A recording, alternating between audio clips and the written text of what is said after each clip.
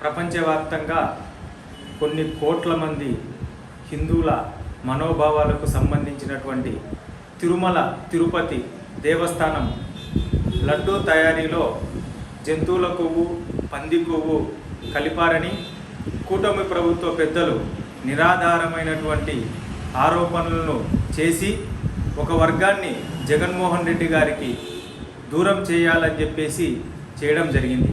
కానీ ఈరోజు దేశవ్యాప్తంగా అత్యంత గుర్తింపు ఉన్నటువంటి national dairy academy, national dairy institute రెండూ కూడా వారి పరిశోధనలో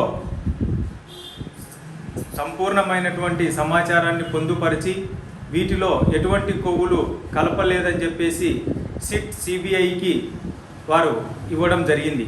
కావున కూటమి ప్రభుత్వ పెద్దలకు ఇది ఒక చెంపపట్టు లాంటిది.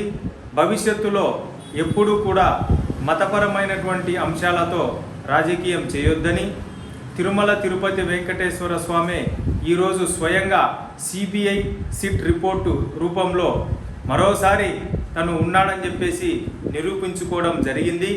కూటమి ప్రభుత్వ పెద్దలు బహిరంగ క్షమాపణ చెప్పి భవిష్యత్తులో ఎప్పుడు కూడా ఇటువంటి వాటితో రాజకీయం చేయొద్దని చెప్పేసి కూడా కోరుకుంటున్నాం.